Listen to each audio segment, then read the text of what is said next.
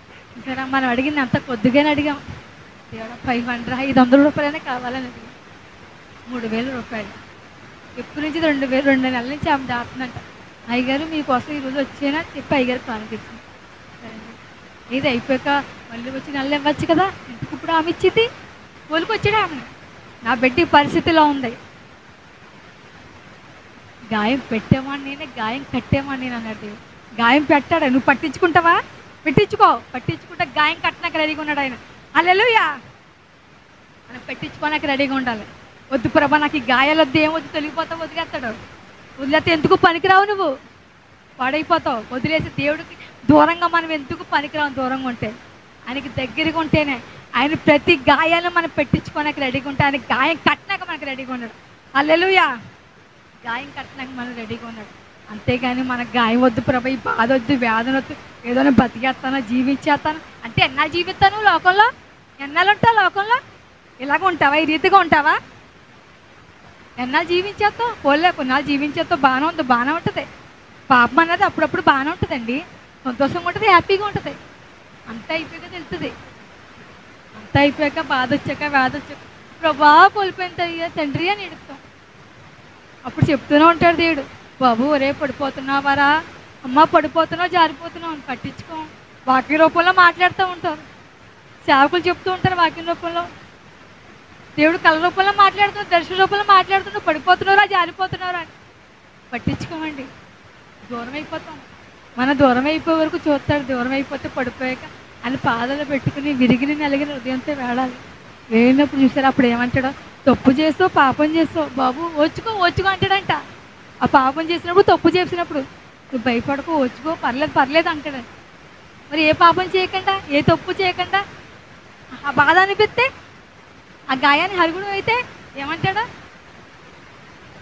రాత్రులు నిద్ర లేకుండా ఏడ్చిన రోజులు ఉన్నప్పుడు ఆ కన్నీటి పెట్టుకెళ్తాడు. కన్నీళ్ళు పెట్టుకెళ్ళి మనకి వేలు మనకి విలువ పెట్టి కొనేస్తాడండి. అక్క అంత బాధతో రోజుతో వెళ్ళినప్పుడు విలువ ఇచ్చేస్తాడు. మనం విలువిచ్చే దేవుడు మన దగ్గర ఉన్నాడండి. మన కన్నీటి నాలుగు ఇచ్చే దేవుడు మన దగ్గర ఉన్నాడు. హల్లెలూయా.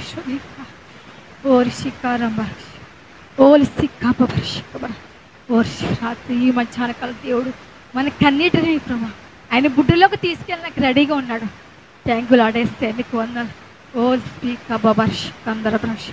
థ్యాంకులు ఆడేస్తే నీకు వందలు ప్రభా. అవును ప్రభా, ఎవరైతే విరిగిన నలిగిన హృదయంతో ఉన్నారో ఆయన మనసులో ప్రార్థన ఆలకించే దేవుడు, ఆయన సిద్ధపాటు కలిగించే దేవుడు. వాటిని తెలుస్తుంది కదా ఏంటంటే, మీరు చెడ్డవారే ఉన్నప్పుడు మీరు పిల్లలకు మంచి ఈవులు ఇస్తారు కానీ చెడ్డ ఈవులు ఇస్తారా? ఈ లోకంలో మన తల్లిదండ్రులుగా ఉంటామండి. ఉన్నప్పుడు మన 2-3 సంవత్సరాల పిల్లలు ఉంటారు, వాళ్ళకి బ్లేడ్ ఇస్తామా చెప్పండి? ఏం చేస్తా? బ్లేడ్ వాడడం రాదా పిల్లలకి? ఇప్పుడు ఈ స్థితిలో నీకు ఏది కాదు, అది కాలు ప్రభు, అది కాలని అడిగా అనుకోండి, అది నీకు అవసరమైందో కాదో చూసి దేవుడు ఇస్తాడు. ఎందుకు ఇవ్వలేదో ఆయన పరిశీలించకూడదు. ఇది ప్రభా నీకు ఇష్టమా, ఇదే నీకు నీ చిత్తమా, నీ చిత్తమే మా జీవితంలో జరిగించు అన్నాడు. అంతేగాని ప్రభా నేను నాకు ఎందుకు ఇవ్వలేదు, నాకు ఇవ్వక ఇలా జరిగింది, ఇలా చేయాలి, అతి పాటికి అలా జరుగును, ఇలా జరుగును అనుకుంటాం. కాదు, 2-3 సంవత్సరాలు మనం బ్లేడ్ అడిగితే పిల్లలకి ఇవ్వం. ఏది అడిగితే మనకు తెలిసింది మంచిదైతేనే ఇస్తాం. ఈ లోకంలో తండ్రి మంచి ఇవులు ఇవ్వనాకే దేవుడు మంచి. ఇక్కడ ఉన్న లోకంలో మనమే కూడా మన బిడ్డలకి ఏది కాలో చూసుకుంటున్నాం కదండి. మన పరలోకం తండ్రి మనం చూసుకుంటాడు కదా. లోకంలో తండ్రి కూడా ఏదో రీతిగా ఏది బిడ్డలకి ఏది కాలం చూసుకుంటారు. తల్లిదండ్రులు బాధ పెట్టారు. ఎందుకంటే తండ్రి కూడా ఎంతో కష్టపడి పిల్లల్ని ప్రయోజకులు చేస్తారు. ఎంతో కష్టపడి సైకిల్ మీద చెక్కు వాళ్ళు ఉంటారు, ఆటోలు రాత్రులు పగలు కష్టపడి ఆ రూపాయితో ఈ రూపాయితో పోగేసి మీ ఫీజులు కడతా ఉంటారు. తండ్రిని బాధపడతారు. ఎందుకంటే నాకు సరిగ్గా తండ్రి గురించి తెలియదు. ఎందుకంటే నాకు తండ్రి లేదు కాబట్టి కొన్ని రోజుల పాటు ఆ సంతోషం, ఆనందం అలాంటివి ఏమీ నేను అనిపించలేదు నా తండ్రితో. ఉన్నప్పుడు కొన్ని రోజులు అది కూడా తెలియదు. 9 సంవత్సరాల వరకు నా తండ్రి అయినా కొన్ని జ్ఞాపకం లేవు. కానీ ఎప్పుడైతే నా తండ్రిని కోల్పోయినో అప్పటి నుంచి ఆ యేసయ్య మీద బాధ వేస్తున్నా. ఆయన పరలోక తండ్రి నాకు. హల్లెలూయా. తండ్రిని ప్రేమించాను, తండ్రితో ప్రేమగా ఉన్నాను, తండ్రి పట్ల విధేయత కలిగించాను. తిరిగిన నలిగిన హృదయంతో మనం ప్రార్థన చేసినప్పుడు ఆయనకి మనం ఆలస్యం చేయడు. ఎందుకు ఆలస్యం చేస్తాడు? ఆలస్యమైందంటే ఏదో లోపం ఉంది, అంతే, ఏదో సమస్య. దానికి ఒక లేట్ అయిందంటే దానికి తగిన సమయానికి ఇస్తాడు. ఇచ్చే దేవుడు మనకు దగ్గరగా ఉన్నాడు. హల్లెలూయా. విరిగిన నలిగిన మనసుతో మనం ప్రార్థన చేసినప్పుడు ఆయన మనసు దగ్గరగా ఉంటాడు. దగ్గరగా ఉండి వేదనలు వచ్చినా, బాధ వచ్చినా, సంతోషం వచ్చినా, నువ్వు బాధపడక బిడ్డ అని మనతో మాట్లాడుతూ ఉంటాడు ఎప్పుడు కూడా. ఇంకోటి తెలుసా, మన శుక్రవారం నైట్ ఏం జరిగింది తెలుసండి? ప్రార్థన అయిపోయాక ఇంటికి వెళ్ళాను. పడుకున్నాను, నైట్ పడుకున్నట్టు 12 అంత 1 గంట అవుతుంది. పడుకుని చాలా నీరసం వచ్చింది. ప్రార్థన అయ్యాడు, బాగా నీరసంగా ఉంది. అలా చేసి ఆరాధన చేసి ఇంటికి వెళ్ళిపోయి 12, 1 గంట అయితే పడుకుంటే నాతో సాతాను ఏం మాట్లాడింది తెలుసండి? ఇటు సిద్ధపాటు కలిగి ఉన్నావా అని వాడు దేనికి సిద్ధపాటు అని అడిగాను. దేనికి సిద్ధపాటు అని అడిగినప్పుడు రేపు ఆదివారం వాక్యం చెప్తావా అని అడిగాను. ఏని చెప్పనా అని. వాక్యం చెప్పలేవన్నది. ఎందుకు చెప్పలేను? నీకు చెప్పగలను. నా దేవుడు నన్ను ఎన్నుకున్నాడు, ఏర్పరచుకున్నాడు. నీకు చెప్పనా? సిద్ధపాటు కలిగి ఉన్నా. నేను ఆపేస్తాను, నువ్వు ఆపలేవన్నాను. హల్లెలూయా. నువ్వు ఆపలేవన్నాడు. దేవుడు అర్హత ఇచ్చాడు, అది అన్ని ఇచ్చాడు. నన్ను వాడుకుంటాడు దేవుడు, వాడుకుంటాడు. నాకు చూపించాడు కూడా. ఈ 40 రోజులు స్టార్టింగ్లో ఎన్నో రోజులు దేవుని అడిగాను, ప్రభా నేను చెప్పగలనా లేదా, నన్ను వాడుకుంటా లేదన్నప్పుడు నాకు దర్శనం దూరం బయలుపరిచాడు. నన్ను దేవుడు వాడుకుంటా, నువ్వు చెప్పలేవు వాక్యం, నేను చెప్పనేమన్నాడు. నువ్వు ఓడిపోతావు జాగ్రత్త అని చెప్పిందండి. ఎప్పుడు కూడా నాతో సాధన ఎప్పుడు మాట్లాడలేదు. ఆ రోజు 1 గంట సమయంలో వచ్చిందండి, వచ్చి మాట్లాడుతుంది. నువ్వు వాక్యం చెప్తావు ఆదివారం, నేను చెప్తాను. నా దేవుడు నాకు చెప్పితే నిలబెట్టుకుంటాడు. ఆయన నన్ను నిలబెట్టుకుని వాడుకుంటా అన్నాడు. హల్లెలూయా. చెప్పలేదని ధైర్యంగా చెప్పింది. ఎప్పుడు కూడా సాతానంటే కళ్ళ రూపంలో చూసాను, దర్శన రూపంలో చూసాను. డైరెక్ట్గా వచ్చి నాతో మాట్లాడలేదు. సిద్ధపాటు కలిగి ఉన్నావా అంటుంది. సిద్ధపాటు కలిగి ఉన్నవాడు దేనికంటే వాకింగ్ చెప్పనా? సిద్ధపాటు అవును కలిగి ఉన్నాను.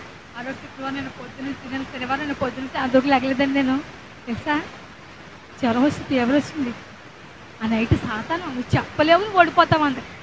సాతాను నేను జయించాలి. రాత్రి దాంతో పెద్ద యుద్ధం చేశానండి. నేను చెప్తాను, వేసే నేను గలిపిస్తాను, ఇక్కడ నుంచి ఉంటాను, వాకింగ్ చెప్తానండి. చెప్పు, నువ్వు చెప్పలేవన్నది. నీకు అర్హత లేదు, నా మీద చేయనా కానీ నన్ను వాడుకోనాక, నువ్వు వాడుకోనా నీకు అర్హత లేదు. నా దేవుడికి అర్హత, నన్ను వాడుకుంటాడు, నన్ను అధికారం నాకు ఇచ్చాడు. వెళ్ళిపోయిన పొద్దున్న నుంచి సాయంత్రం వరకు చాలా బాగా జ్వరం, ఫీవర్ బాగా జలుబు చేసి ఫీవర్ వచ్చింది. అయ్యా చేత ప్రార్థన చేయించుకున్న రాత్రి ప్రార్థన చేసుకున్నాను. ప్రభా నేను ఓడిపోతాను అని గెలిపించు. సాతాను ఏమని తెలిసింది? ఈ చెప్పలో ఓడిపోతుంది. ఎప్పుడు ఓడిపోయాను నేను ఎప్పుడు ఓడిపోయాను? యాక్సిడెంట్ అయినప్పుడు ఓడిపోలేదు నేను. దేవుడు నన్ను గెలిపించాడు. యాక్సిడెంట్ ఎందుకు అయిపోయిందో అన్నారు మా జనాలు. కానీ అక్కడ ఆ రోజు యాక్సిడెంట్ అయి పడిపోయినప్పుడు, బెడ్ మీద పడిపోయినప్పుడు అండి అనుకుని, ఏంటి ప్రభా నాకు ఇలా జరిగింది అనుకుని. ఎప్పటికప్పుడు అండి నేను ఏదైనా అలా మనసులో బాధపడి దేవుడు నాకు చెప్పులా ఇచ్చేస్తాడు తెలుసండి. దేని ద్వారాగా అలా పడిపోయేలా ఉన్నాడు. పక్క బెడ్ ఉన్నప్పుడు ఆవిడ ఏమని తెలుసండి, అక్కడ పేషెంట్ పక్కన కూర్చున్న ఆవిడ, ఈమె ఎవరైనా అడిగింది, ఈ సేవకురాలు పాత్ర ఇలా పడి, అమ్మ బాబు దేవుడు బిడ్డమ్మా, దేవుడు బిడ్డ, అందుకే దేవుడు ఇలా పేనాలతో ఉంచాడు లాడేస్తాయా అనుకున్నా. మరి అప్పుడు చాలా విషయాలు యాక్సిడెంట్ అయినాక చాలామంది చనిపోయారండి. నా తర్వాత యాక్సిడెంట్ అయినప్పుడు చాలామందికి యాక్సిడెంట్ అయ్యి ఒకళ్ళేమో బండి మీద వస్తే అది ఆయన పడిపోయారంట, తల పగిలిపోయిందంట. మరి నాకెంత పగలలేదు? మా దేవుడు కాపుదల ఉంది కదా, నన్ను కాపాడాడు కదా, నన్ను వాడుకుంటాడనే కదా. ఆ యాక్సిడెంట్ అయిన తగ్గించి నేను ఎన్ని రోజులైనా ఉన్నానండి మంచి మీద. ఒక 1 రోజు రెస్ట్, 15 రోజులు రెస్ట్ తీసుకున్నానమ్మా. 7 పరీక్షల్లో వాడబడలేదా? ప్రార్థనకి వెళ్ళలేదా? ప్రతి మీటింగ్స్కి వెళ్ళలేదా? నేను వాడుకోలేదా? అని ఇష్టమైన బిడ్డలనే వాడుకుంటాడని చూపిస్తాడు దేవుడు. హల్లెలూయా. ఆ రోజు నేను యాక్సిడెంట్ అయినప్పుడు భయపడలేదు, ఇప్పుడు నీకెందుకు భయపడతాను అలాగే అయిపోయింది. అన్న పొద్దు నుంచి రాత్రి వరకు, రాత్రి కూడా మందులు అలా ఏడుస్తూ ప్రార్థన చేసుకున్నాను. ప్రభు నేను ఓడిపోతాను, నేను ఓడిపోకూడదు, గెలవాలి. కొడుకు ఎంతో వేదన బాధలు అనిపించాను, ఎన్నో శ్రమలు అనిపించాను. సాతాను చేతులు నేను ఓడిపోకూడదు, గెలవాలి అని ప్రార్థన చేసుకున్నాను. ఆ తర్వాత ప్రార్థన చేసుకుంటూ ఉండాలి. కొంచెంసేపటికి సారంగా పాట పాడారు సరే. దేవుడు నాకు అన్న మా రిప్లై ఇచ్చేస్తాను. నేను ఓడిపోనయ్యా పాట పాడాను సరే. దేవుడు రిప్లై ఇచ్చాడు నాకు సరేండి. అలా కూడా మీకు కూడా దేవుళ్ళు అలా బాగా ఎదిగి అని పరిపూర్ణంగా అందరికీ రిప్లై ఇస్తాడు దేవుడు మనకి. ఇప్పుడు ఎవరు గెలిచారు చెప్పండి ఒకసారి? నేనే గెలిచాను. హల్లెలూయా. సరే నన్ను ఇక్కడ నిలబెట్టుకున్నాడా? ఆ జ్వరంతో బాధపడి అలా ఉంటే నేను గెలుస్తానా? మరి నా దేవుడు నన్ను గెలిపించాడు కదా. ఎంత జ్వరం అనుకుంటున్నాను, అస్సలు లేగలేని పరిస్థితి, అలా పడిపోయాను. 109 గారు కూడా నన్ను చూసారు, పరిచయం కూడా చేశారు. ఎంత బలహీనత అయిపోయిందో తెలుసా? సాతాను అంటే నువ్వు భయపడుతున్నావా అని అడుగుతుంది. నేను ఎందుకు భయపడాలి? నేను భయపడను అని చెప్పాను. నా దేవుడు నా వేస్తే గెలిపిస్తాను, వాడుకుంటాడు అని చెప్పినప్పుడు దేవుడు నన్ను ఇక్కడ నిలబెట్టుకున్నాడు. నీ అందరం మధ్యన ఇట్టి వాక్యాన్ని ఏమన్నా నన్ను ఈ రీతిగా నిలబెట్టుకున్న దేవుడికి ఎన్నో వందనాలు. హల్లెలూయా. దేవుడు చిన్న వాక్యం దేవుడు దీవించి ఆశీర్వదించాడు. నిలబెట్టినట్టే ఆరాధన చేస్తాను.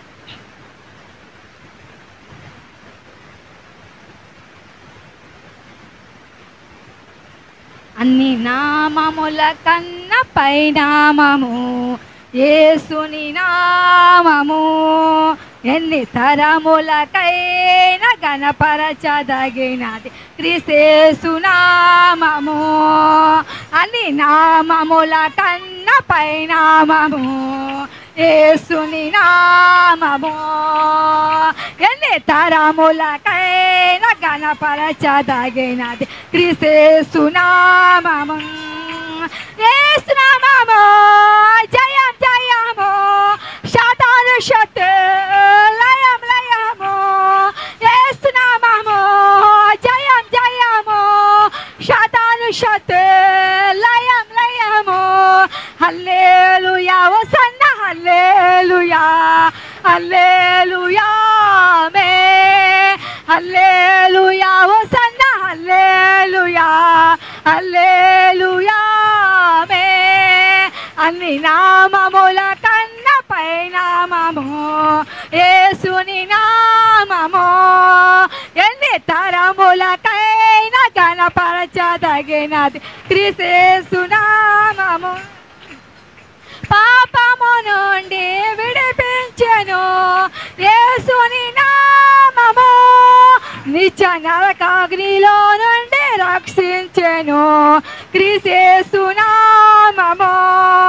పాపముల నుండి విడిపించెను యేసుని నామము, నిత్య నరకాగ్నిలో నుండి తప్పించెను క్రీస్తు నామము.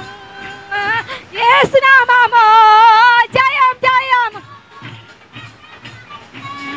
లయం లయము. యేసు నామము జయం జయము, సాతాను శక్తి లయం లయము.